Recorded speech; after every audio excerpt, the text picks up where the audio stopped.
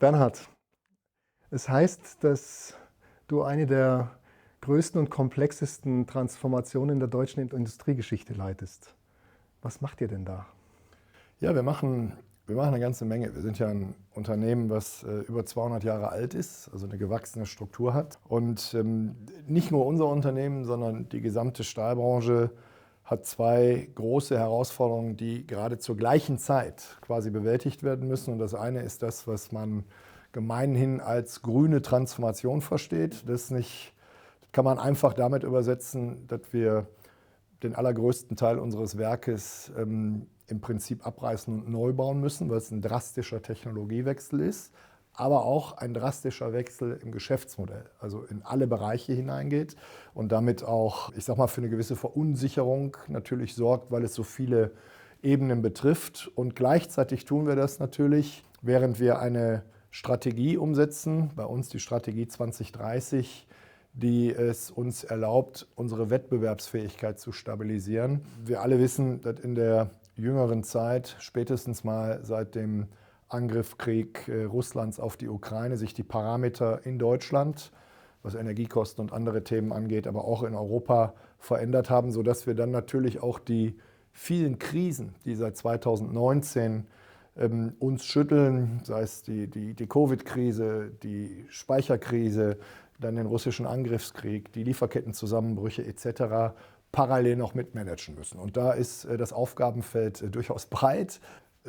Ich hoffe, es liegt nicht an mir, aber seit ich den Job hier als CEO mache, das ist 2019, habe ich quasi mit der Ernennung kam Covid. Und das ist natürlich eine einschneidende Krise gewesen, die auch heute in vielen Bereichen ja noch nachwirkt. Man denke mal an die Verfügbarkeit von Personal. Und danach quasi in einer hohen Frequenz, ohne irgendeine Erholungsphase, immer weitere Ereignisse, auch gravierende Ereignisse auf unsere Industrie getroffen. Sondern wenn man dieses Dauerkrisenumfeld sieht, was dazu führt, dass wir uns anpassen und neu ausrichten müssen, je nach dieser Situation. Wir aber ein Riesentanker sind, der sich hier nicht alle 14 Tage von einer Richtungsänderung hier massiv bewegen kann und das auch nicht tun sollte, dann sind das natürlich zwei Veränderungen, multiple Krisen plus ihr müsst ein völlig neues Geschäftsmodell in dieser Welt aufbauen, die zu einer hohen Unsicherheit führen. Und keiner hat eine solche Zeit und einen solchen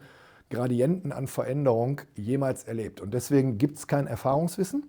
Und von daher ist es sehr, sehr schwierig, die Mannschaft so auch zuversichtlich anzusteuern, dass das eine Situation ist, die wir alle nicht kennen, aber wir trotzdem, glaube ich, gut geeignet sind, diese Situation nach vorne zu managen. Und das bringt eine hohe Komplexität und auch Ängste, Nöte, Sorgen, wie wir sie alle im privaten Umfeld ja auch kennen. Welche Rolle spielt denn aus deiner Sicht die Führungsmannschaft dabei? Und damit meine ich in erster Linie euch als Vorstand und ich würde mal sagen das Top-Management um euch herum. Eine Flexibilität im Management zu erreichen, weil eben wir nicht mehr auf ein starres Geschäftsmodell hinarbeiten, sondern uns Veränderungen anpassen müssen, dass es nicht mehr so funktionieren kann, dass die Dinge aufbereitet werden und 4 oder 5 Vorstände hoffentlich glückliche und weise Entscheidungen Kraft ihrer jahrelangen Erfahrung treffen, sondern dass wir die Verantwortung auch unterhalb des Vorstands und eigentlich sogar gerade unterhalb des Vorstandes verorten müssen und das Vertrauen haben müssen, dass da unsere besten Köpfe im Team gemeinsam die Situation beurteilen, die so ansteuern, wie es notwendig ist in der gegebenen Situation und dann dort eben auch Entscheidungen treffen oder wenn sie von der Dimension bedeutend sind, so vorbereiten, dass wir die als Team auch in der gemeinsamen Verantwortung wahrnehmen und dann eben rausgeben. So, und das ist eine hohe Veränderung im Vorstand, die auch Kraft gekostet hat und ich würde auch sagen, dass wir noch gar nicht am Ende unserer Reise sind.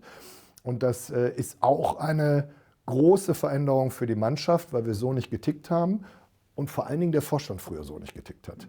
Was habt ihr denn in der Transformation bisher erreicht? Kannst du da ein paar Stichworte geben? Ich denke, wenn wir auf die Strategie 2030 gucken, sind wir sind sogar über dem Plan. Das heißt, wir werden zu Ende dieses Geschäftsjahres, werden wir hier über die letzten 3,5 Jahre über 1 Milliarde Euro unsere Ergebnisqualität verbessert haben aus Restrukturierung und Kostenmaßnahmen. Und das sind keine PowerPoint-Milliarde, sondern die steht in der Bilanz und in der P&L kommt die auch an. Wenn wir auf die People-Transformation gucken, dann ist es zwar unter Schmerzen und mit Reibung und auch mit Verlusten hier und da, trotzdem gut gelungen, dass wir eine völlig andere Steuerungsfähigkeit und auch eine Geschwindigkeit in der Steuerungsfähigkeit hinbekommen haben. Ich erinnere immer daran, als hier Covid zum ersten Mal im Geschäft ankam, hat es ewig und 3 Tage gedauert, die Situation überhaupt zu verstehen, sich im Cockpit zu erarbeiten, wer entscheidet jetzt was und so weiter und so fort. Wir haben x Gremien gehabt, wo wenig später mit dem russischen Angriff auf die Ukraine, der erhebliche Auswirkungen auf die Stahlindustrie gab. Und da hat es also keine Woche gedauert, bis wir verstanden haben, wo regnet es jetzt hier überall rein, wo kommen welche Einschläge aus welchen Themen. Wir haben keine Diskussion darüber geführt, wer für was verantwortlich ist.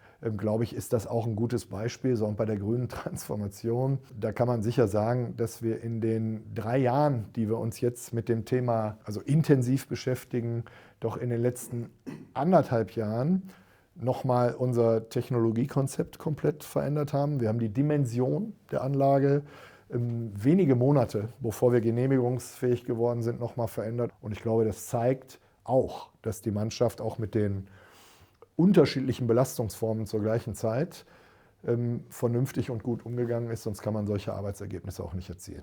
Bernhard, wir begleiten euch jetzt schon seit gut 1,5 Jahren. Was hat sich denn aus deiner Sicht an der Zusammenarbeit innerhalb der TKSE verändert in dieser Zeit? Die Mannschaft mitzunehmen und zu erklären, dass wir die alte Welt, und ich erkläre gleich, was ich meine, dass die so nicht mehr geht. Und in der alten Welt gab es hier einen Plan und da waren so 5, 6, 8 Jahresprogramme, die wurden einmal gelauncht und dann haben Leute 5, 6, 8 Jahre daran gearbeitet. Bedeutet fürs Management, dass das zu kurz greift, nicht mehr reicht. Und deswegen glaube ich, kann man sagen, was sich wirklich verändert hat, ist, dass die Mannschaft verstanden hat, dass man diesen Abgleich, bin ich eigentlich noch auf Kurs oder muss ich gegensteuern, Richtungsänderungen vornehmen, was auch immer ist, dass der sehr viel häufiger notwendig ist, als das früher der Fall war und dass der vor allen Dingen auch gemacht wird, ohne dass der Vorstand den bestellen muss. Wenn ich von Richtungsänderungen, Überprüfung der Zielsetzung spreche, dann geht es eben darum, und das ist ja auch ein Stück des Konzeptes von To Leadership, was ist im Norden, was spricht dagegen, welche emotionalen Themen auch in der Mannschaft, welche Ängste, welche Nöte drängen einen vielleicht nicht immer zur besten Lösung, ne? Weil es ein unangenehmes Thema ist. Zu verstehen, was ist hier eigentlich zu tun oder nicht zu tun und auch da die Sender neu einzustellen im Impact dessen, was erreicht werden muss, das ist also wichtig, die Felder quasi in Summe auch mit einzubeziehen, nicht nur, was ist das To-Do, sondern Stakeholder mitnehmen, Umfeldanalyse klar haben, Plan daraufhin anpassen, auf Ängste, auf Emotionen, auf Empathie zu reagieren und dann abzuleiten, was es zu tun und zu gucken, dass das auch wirklich in die Umsetzung kommt. Und daraus kommt dann auch ein bedeutender qualitativer Push. Eine Sache, die du anderen CEOs gerne mit auf den Weg geben möchtest? Ganz ratsam ist ganz am Anfang dieses Thema der kulturellen Veränderung, der Transformation der Menschen, der Teams und der Arbeitsweisen als ein absolutes Top-Thema von Anfang an mit auf die Agenda zu nehmen. Weil man nur dadurch eigentlich auch die Umsetzungspower in der Mannschaft hinbekommt, die es braucht und dann voll in die operativen Sachen reingehen. Da meine ich nicht alle unterm Vorstand, sondern da meine ich, dass der Fisch, wie man so schön sagt, immer vom Kopf her stinkt.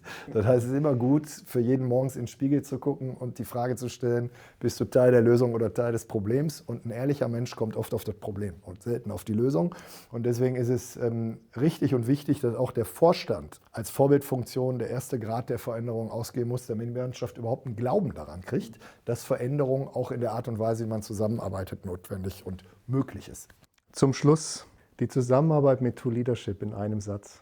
Ja, die ist insofern angenehm, weil ihr nicht mit Riesenteams und 1000 PowerPoints bei uns viele tolle Konzepte erarbeitet, die unsere Mannschaft nicht in der Lage ist, dann umzusetzen. Und ich kann ja dir sagen, für mich als Person und für die Vorstandsarbeit und sprecht die Dinge auch an, auch wenn sie unangenehm sind und Vorstände vielleicht auch nicht immer gewohnt sind, so kritisiert zu werden. Aber ich glaube, das ist sehr wertvoll, das zu tun. Und insofern seid ihr hands-on, den Vorstand oder den Auftraggeber eben auch zu unterstützen in der Aufgabe, die er hat und ein Programm zu schneidern und maßzuschneidern, was in dieser Situation eben auch beherrschbar ist und zu einer spürbaren Verbesserung führt. Und das ist bei uns, glaube ich, ganz gut gelungen.